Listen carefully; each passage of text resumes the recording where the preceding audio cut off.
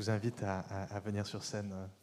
Paria, Grégory, on va avoir Morton, si on peut le mettre aussi.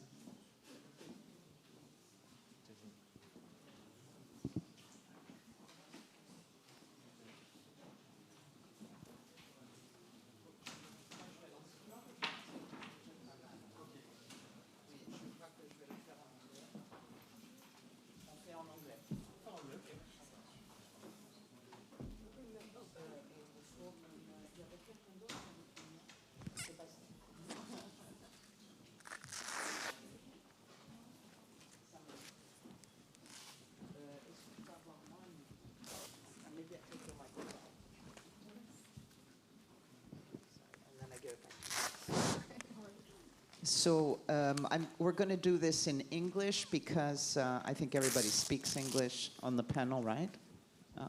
So it's a kind of a conclusion panel in a way, because yesterday we did a kind of a final talk on what does not change, what never changes, the things we always work with all the time.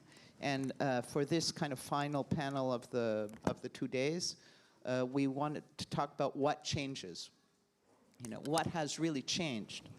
And it's very funny because somebody asked the question today and said what really changed is technology. I mean, of course, we have a new technology.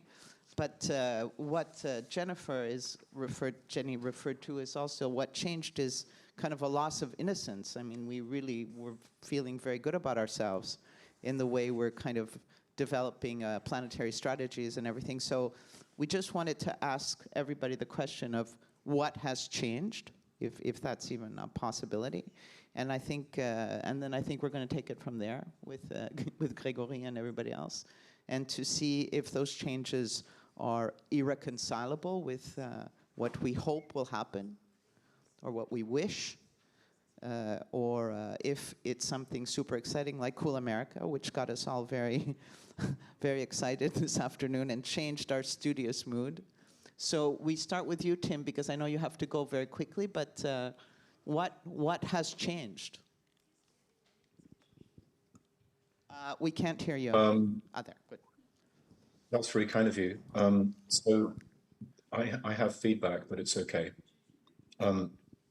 Enough people figured out what the hell was going on, despite the fact that global warming scientists have been skewing their interpretations of data too gentle to appease global warming deniers. All the supposedly outlier data is the stuff that we're actually going through.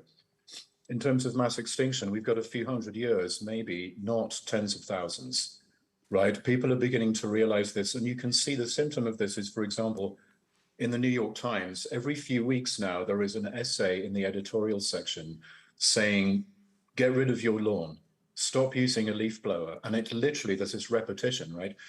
It's come to the point where, and I couldn't agree more with Jennifer Price, actually, the so-called concept of environmentalism is now defunct, right? And many people who write like that, also for the newspaper, unfortunately, and I'm going to say an evil, rude thing now, because that's what I think I get paid to do, is to be this Larry David who, even accidentally trying to say the right thing, says the wrong thing. But a lot of the people who write editorials about this are actually giving us their hangover mind. When I wake up in the morning, the first thing I visualize is crop failure. Like what happens when it's every day, like it was in the UK, 40 degrees centigrade, every day, every other day, all the time. It means white guys like me also have the fun that white guys imposed on everybody else in the world of not being able to eat anymore. And so what I think basically is that, the environmentalist sort of subject position, unfortunately, couldn't have been doing a better job for big oil for free. Because, you wake up in the morning, go, oh God, no, this is bad. But as a parent, I put that stuff away and I make breakfast for my children and I take my children to school and I try to see them through the day as best as I can. And that's the kind of attitude that is required right now, not this kind of, I told you so, you weren't listening kind of attitude. You might as well be working for the big oil. if that's how you write. And so that's what changed. Environmentalism is over. It's not the environment, right? It's your world, as was said, it's society. You know, it's all life forms considered as members of social space, which was never really fully human anyway.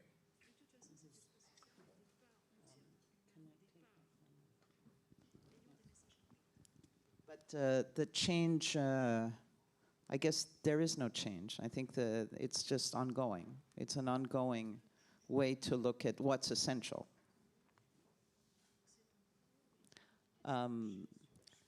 Sébastien, I'm very interested because architects seem to be really in a trouble right now because you're not going to be building very soon. I mean, everyone says we shouldn't build anymore, so that's really bad news.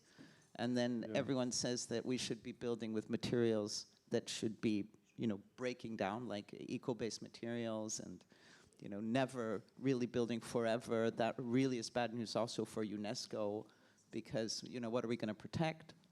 And it's kind of bad news also for designers, because what are we going to protect? I mean, what's going to be in museums in the next 100 years if everything we have to use is kind of, should be going back to the earth? So, you know, what do you think has changed, and what do you think will change in terms of your own profession?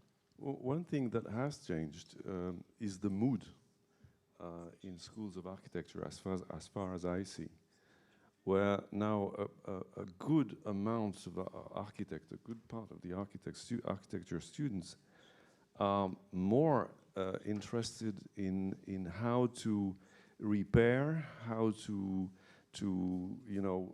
restore, how to do with what is already existing. And it doesn't mean that there's no invention or creation in this. I mean, people are, you know, it's fantastically exciting in schools to do. How do you make do with what is here, you know, and how do you, no, I don't know if it's the same everywhere, but at least in here it's very much like that. Do they understand that building directives are going to change in cities very soon? We're going to have to building directives in terms of using local materials more, using more frugal materials. Are they being trained in these things, or is it just, are we still designing? Nobody like has been really trained in this, so everybody is trying to figure out, you know, and but very often these young guys are really involved in looking in ways. And you were saying, yeah, directives are going to change in cities, but also I think I'm translating something of the mood of students when I say that today urbanism is not a dream. I mean, that many of the students are interested in the city is not what will make them free. You know? So many students are actually going out. Many are doing partly architecture, partly growing stuff. I mean, it's an enormous amount of them, and it's growing very quickly. I remember when I started teaching environmental concerns and history in school, that was 15 years ago. I mean, I hope, but they liked the course. But many of them, like, you know, in the comment they would do, I'd say, it's great to have that, but why are we talking about that, you know? We already have a lot of courses in construction and everything, so it's very interesting. And now, I mean, they all want to go into these kinds of subjects. They all consider that, I mean, all, yeah, most of them consider that if you don't deal with this stuff,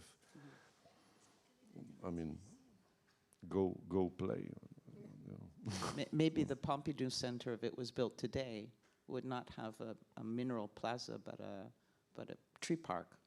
I mean, in the way I don't know if we would do it anyway. Yeah. You know, I don't know if the funds. I mean, probably we still would do these things, but because of the cost of maintaining parks. For many reasons, we won't have the money very soon to do these kinds of stuff, I think. And Samaneh, what's changed now for artists? Because you're also in trouble, in a way. I mean, the profession, as even that we call it that, is also very strange right now. There's so many issues, and you know, some say artists are disconnected.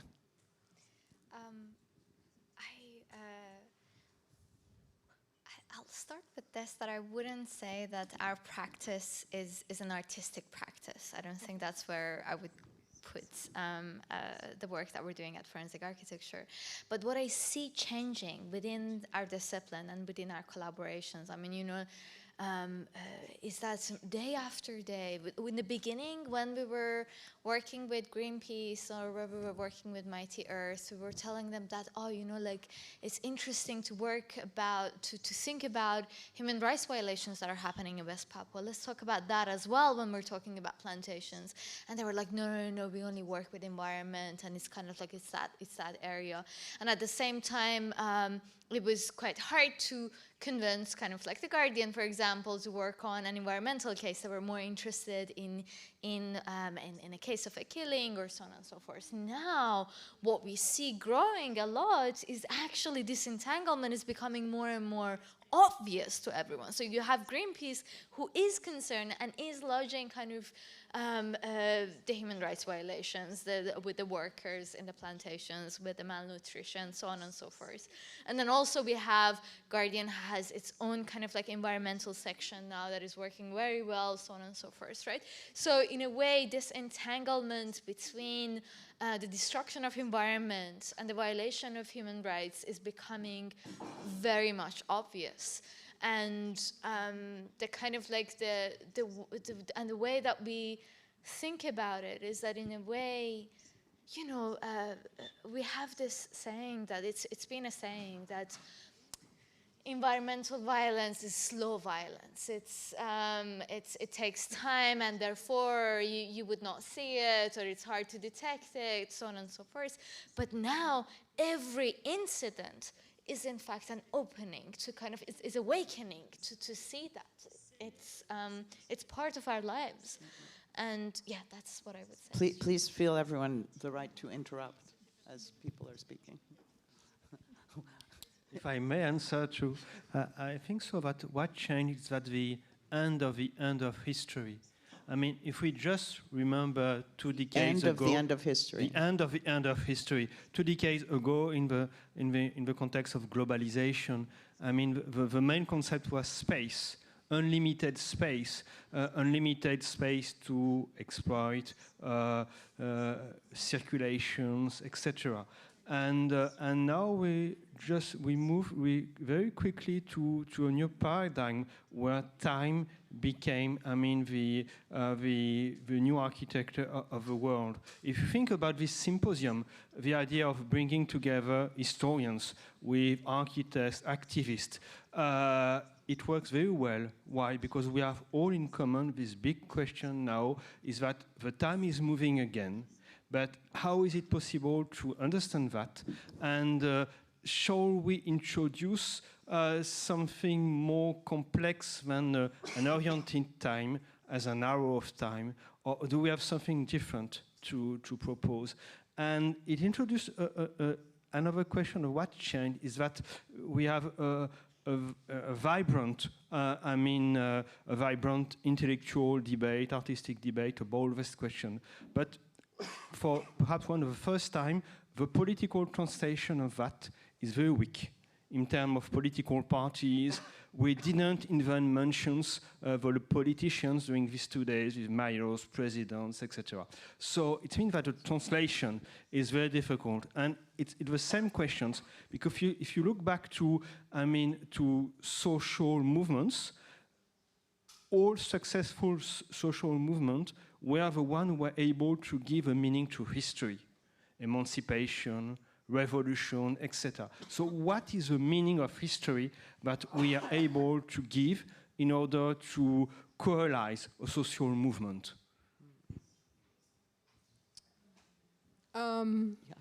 Yeah, I think this will build on a couple of folks, what you've said, and Timothy, you too, that I think that I've said before that, you know, if there's one argument I've made in the past that I would like to revoke, it's that environmentalists have been too apocalyptic.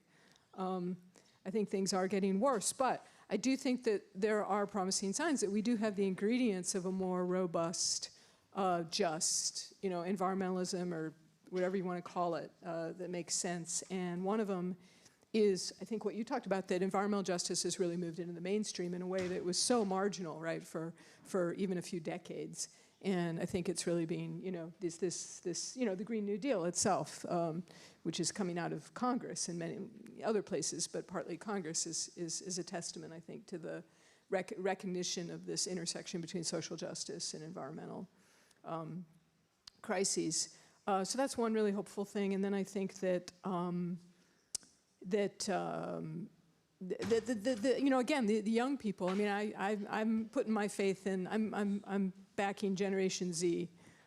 That's who I'm investing in. I just think that that's the generation that seems to. If anybody's going to make climate change sexy.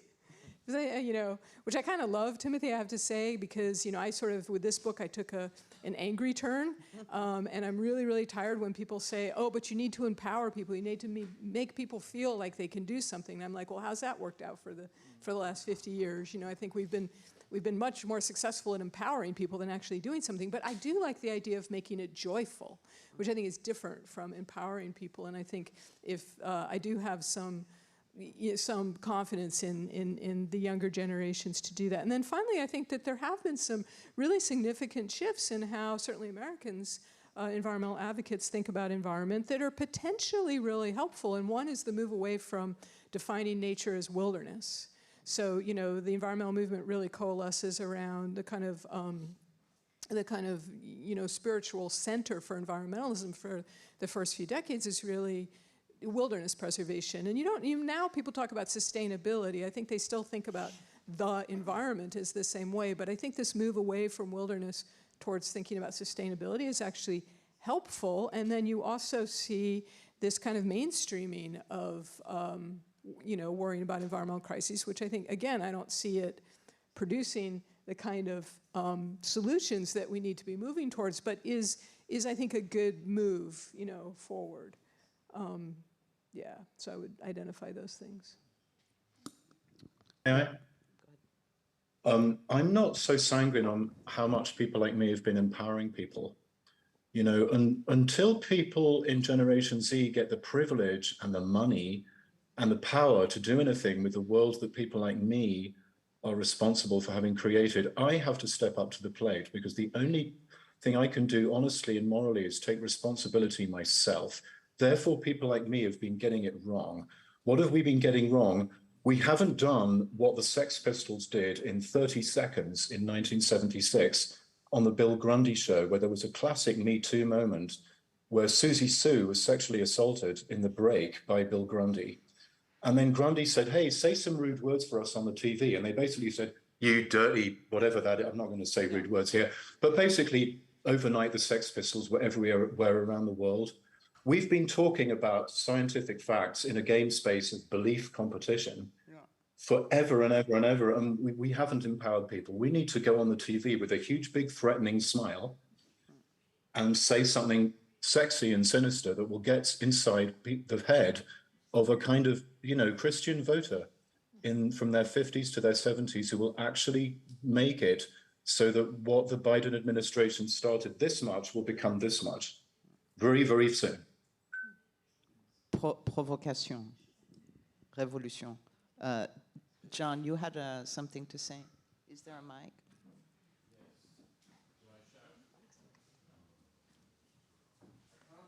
I want to say that what's changed for me, and actually it's over these 2 days, it's been dramatic, is that at the beginning we were reminded that the environmental movement is 52 years old, and it's pretty much my adult life has been part of that long failure. But I've just been reminded by several of the presentations that if you're from the Global South, the horrors of our situation today go back for 500 years, 10 times more than we have any idea about. And I feel for the first time that many of us feel not so different. It's not the other. The people who are suffering from the kind of climate change have had to do that for generations. For For us, it's the first time when we're feeling very sorry for ourselves and very scared. I think we need to connect with those guys and learn from them how they've survived over many generations in the past.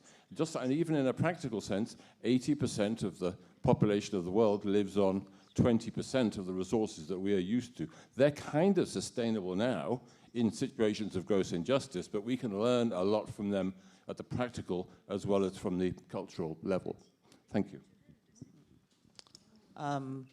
Yeah, unfortunately, a lot of environmentalism might be white people, realizing that they can have all the fun that we imposed on everybody else. Well, I mean, they say the party's over, but for many people, they're not at the party yet. It's not happening. Can I do just a quick response to Timothy that I think that's really interesting, this Cool America thing, because generally when people ask me, they say, well, how do you convince people, right? Americans are obsessed with how do we talk to people across the line. And I'm always like, you don't. You make their lives better. That's how you convince them. So many people who voted for Trump voted for Obama twice, but their lives didn't get better, and then, they were susceptible to Trumpism. So I think I'll be really curious to see what happens if you're able to actually launch an initiative that's actually designed, that is rhetorical, is actually designed to talk to people, because I've never really been convinced that that's the way that you change people's minds. No, I agree, and I don't think convincing people is the point anymore. I think what we've got to do, I think what helping people out physically does is it kind of works by example. It's more like how did Buddhism come to Tibet? For hundreds of years, Indian pundits tried to persuade them, these cowboys, because Tibetans are cowboys, to be compassionate and everything, and they just were laughed out of court. And then somebody showed up who basically, in the legend, did miracles. He just blew their mind, and giving people more resources will sort of blows their mind, right? And I think, any media presentation of this just has to be mind-blowing. It mustn't be about persuading people anymore. Persuasion hasn't worked at all. You've just got to blow people away because they're rugged, stick in the mud, I'm doing it right, cowboy people. I wanted to say there was something, I was thinking about how you were talking about art, and I want to say something about aesthetics. There's something really powerful about this logo that you showed, Timothy, of the cool America. There's a power in that aesthetics. Aesthetics does something. It kind of it changes you, right? And it's very much, and it's a tool that we work a lot with in our practice. We have, for a long time, people, there's more. Oh yeah. This is our target audience. They're called Marlboro Man. That's who we're trying to talk to. It's fantastic. An example is with the case of West Papua. It hasn't been possible to bring accountability to those fires because they're happening so far away, and no one sees them, and they're not perceptible. It's always been some plantation so far away from where we are, and yes, palm oil is in the daily things that we eat and we use, but it's so far away. But suddenly, when you bring it, you draw it, and it's there, and you can see this, then it makes an impact, right? So that's a comment I want to say about aesthetics. That's what's changed about your work. I don't know if you agree with, but something I took from the conference is that in a certain way, the ecological movement lost the cultural struggle. They were not able to change the popular culture. They were not able to change the symbols, except in a way that is very weak. And I think so that because ecologists and environmentalists are our friends, we let this cultural struggle to them, and we don't do what we are good at. Changing the values, the words, the symbol, the images. And if you look back also to all victorious social movements, they were able to have a coalition starting first with culture. That's E.P. Thompson book about the English working class. The English working class not started to exist thanks to common interest, but started to exist thanks to a cultural working class culture, and then it helps being aware of common interest. And so it completely reframing the place of culture. And when I have this debate with some friends and colleagues, they always have this argument that that's bullshit. I mean, culture, it's not about point about culture, it's about who owns the company, it's about capital, it's about... And if you talk about culture, is that you don't fight with these bad guys. But I don't agree with that. We need this cultural part to be able to fight against these people. Because one thing environmentalists were not able to solve is that the problem of desire. Desire, because we're not able to answer to this question, what is a better life? And is it possible to propose a better life? And when we will be able to answer to this question, it will be great. But do you think we will be able? Do you think we will yes, be able? I really think so. Because I hear a lot of shit being poured on the environmentalists, during those 50 years. But I mean, they did an incredible job, many of them. It's hard to win a battle. It's just not just a battle. So we have to keep on going further instead of wondering. They should have done it differently, no? Yes, but for 1 year now I'm working with Catholic priest at the Collège des Bernardins, with something quite strange. I have a researcher there, and it's an interesting experience because it's all about what do we care about. And if you look to communities or tribes, etc., this idea is that the most important was to make rights and to make kinship, and not to own things. And there is this two kind of relation to nature. The one is possessivity of nature, and the other one is meaning. And when you are able to use both, to enrich the meaning, you don't need to have so many objects, because enrich the meaning of our relation of nature has no environmental impact. Can I just say, Grégory, that I think, just really quickly on top of that, that one incredibly useful and effective intervention would be to make sure that all environmental studies and sustainability programs and initiatives at universities include humanities and the arts.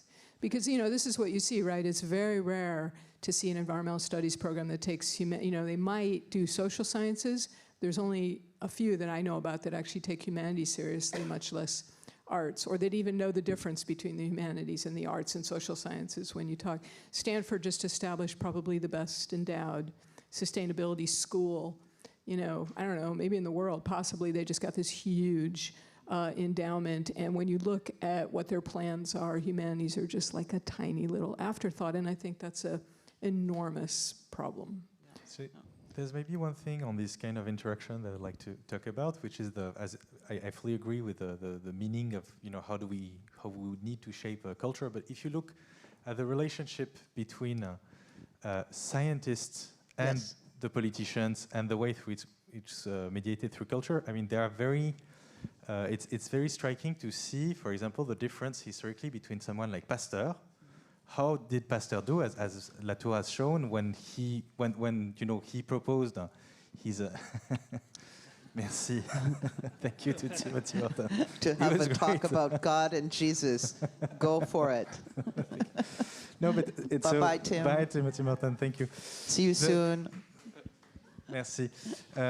What Pasteur would do is he would come when somebody would deny the importance of the vaccination that he created, when a politician would refuse to accept the vaccination, he would come on the spot, he would remake the experience in front of the politician, and he would refuse to leave until he would, the person who's in charge would have agreed to publicly revise his statement. And so you see the kind of energy that it requires.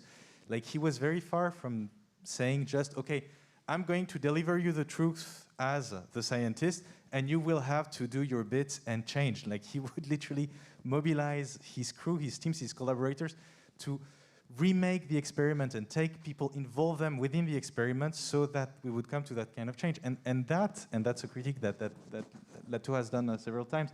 It's like, where is it in the setup to convince environmental change? And I'm really sorry that Morton is not hearing it, because they're not hearing it, but that would have been very interesting to hear his position on that. And Jenny, I could ask, like, where is this kind of like, okay, taking down the environmentalists is one thing, but taking down the way in which we're not helping the scientists to properly be persuasive is maybe where one of the issues lies.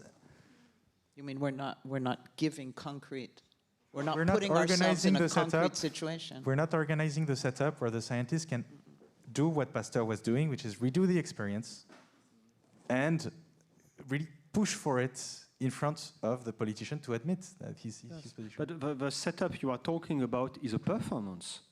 It's something like in between an artistic and a scientific performance.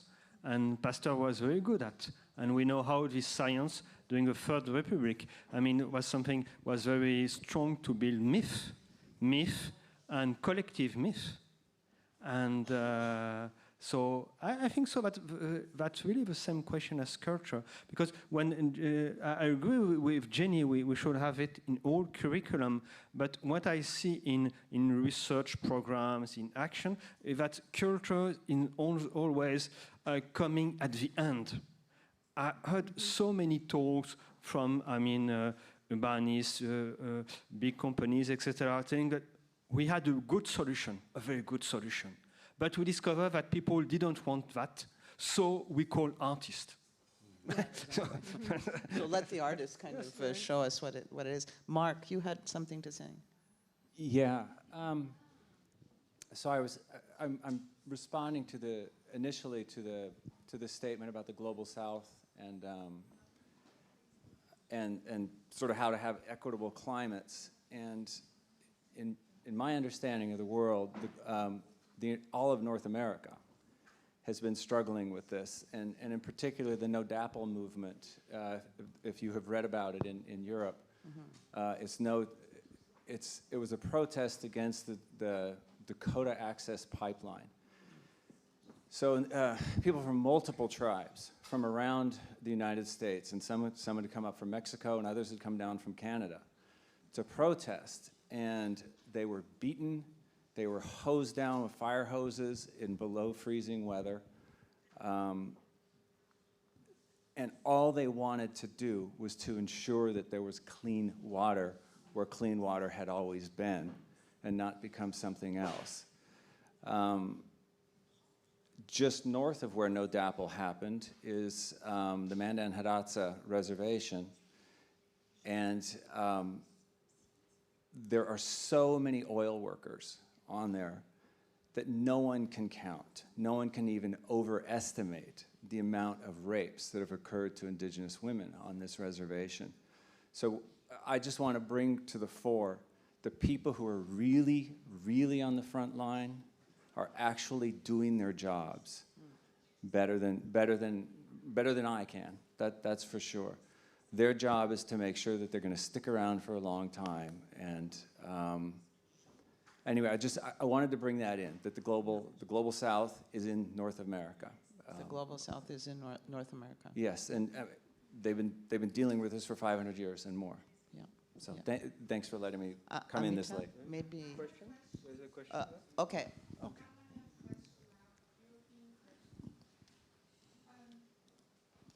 We're going to bring you a mic.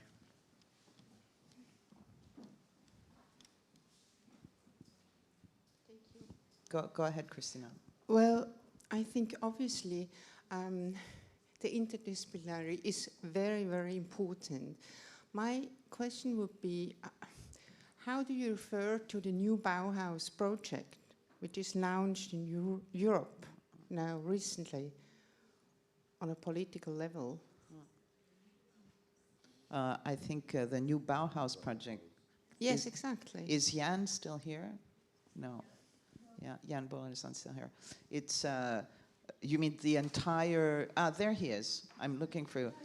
Christina just asked what we all feel about the new Bauhaus project. And I think you're the only one who can answer that question.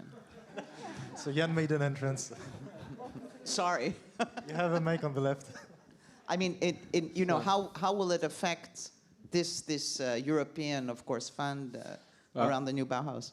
I share the critique that was formulated, that at this moment, at least how I feel it, is that the new Bauhaus project is not yet integrating culture profoundly. It's again a kind of technocratic approach where Europe tries, at this moment still I find I'm very critical, using a smart communication layer where scientists, hardcore science, alpha science is used for an environmental agenda and create a kind of economical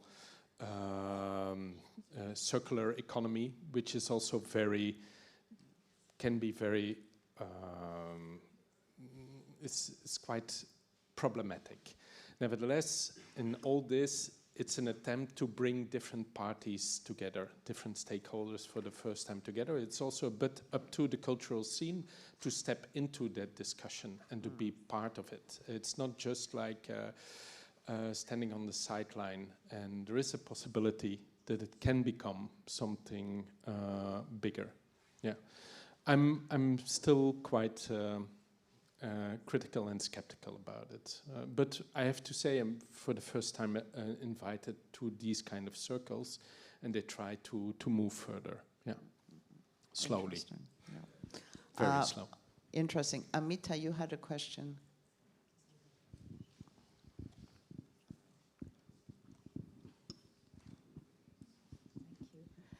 I'm sorry, it isn't a question so much as a comment, because so much has been said that's deeply thought-provoking.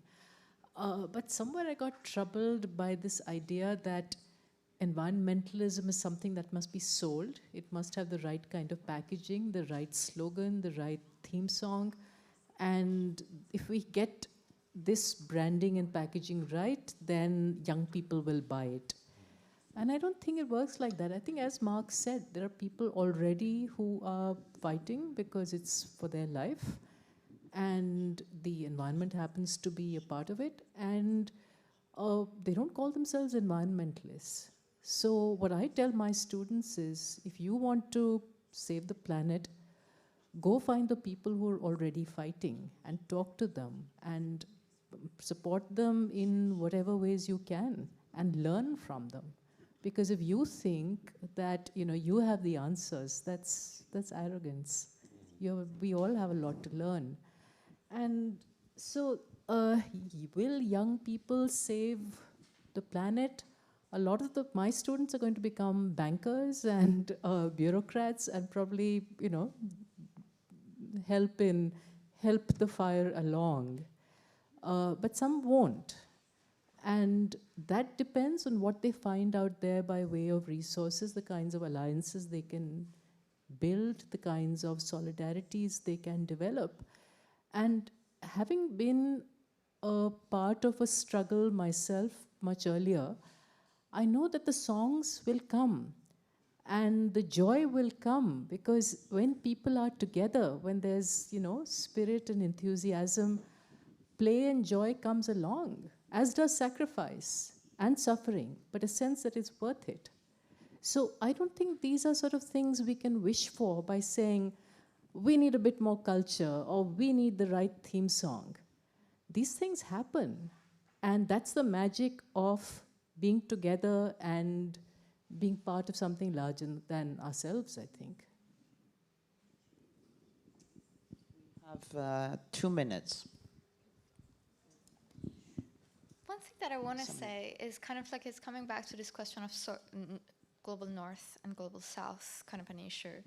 And I want to point to how climate change is enmeshed in colonial forms of violence, right?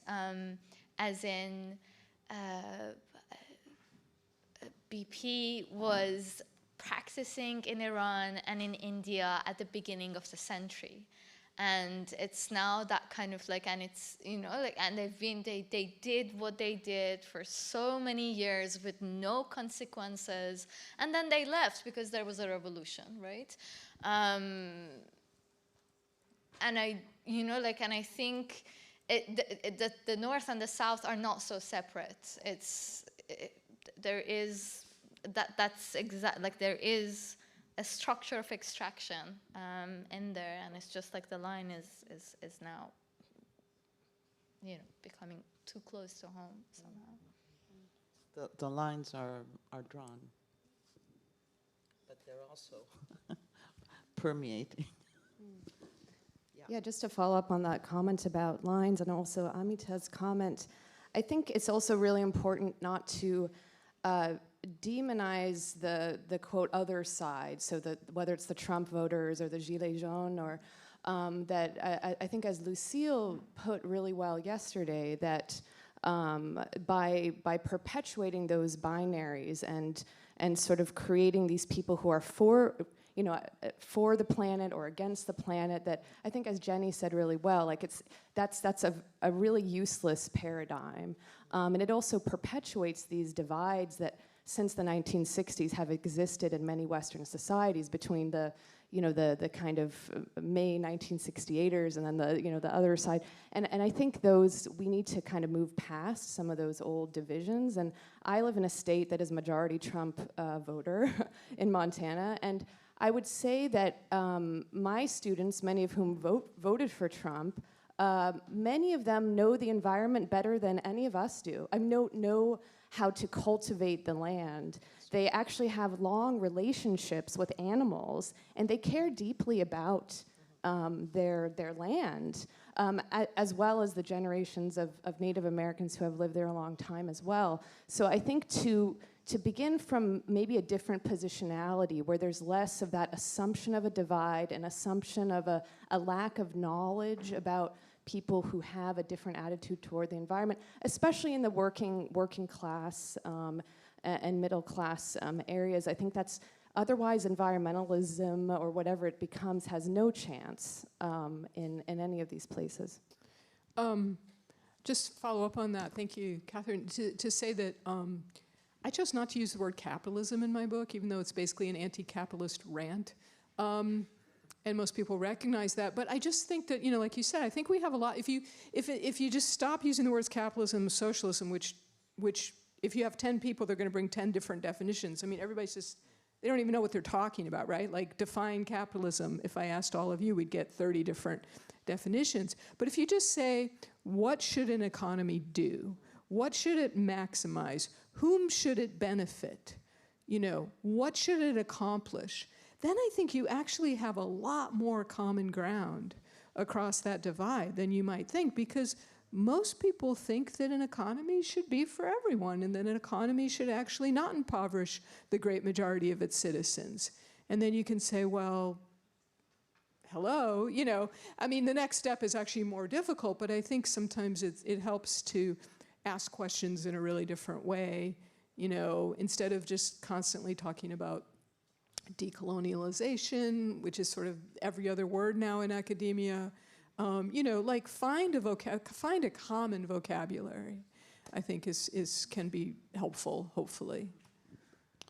I'm wondering, Martin and Grégory, if you guys have any last words, because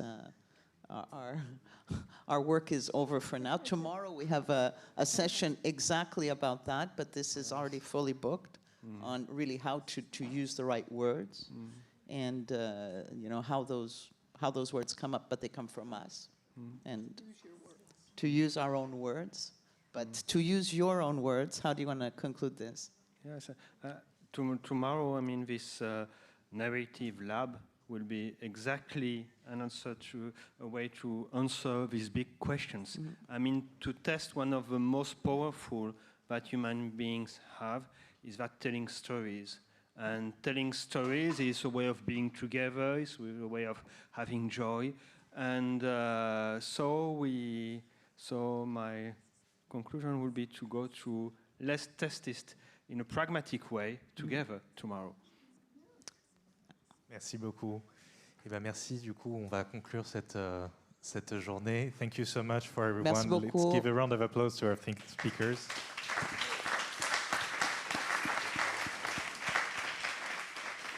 Et non, mais again, thank you very much. C'était d'une immense richesse, ces conférences. On a pu notamment voir à travers...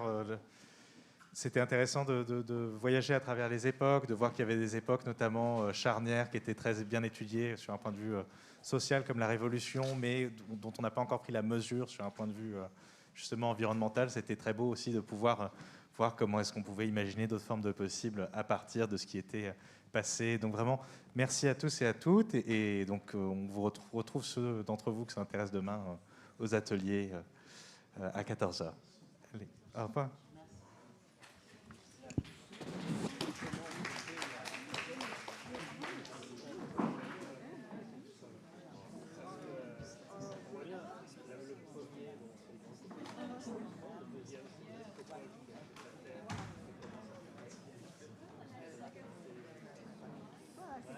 Cultivated this audience.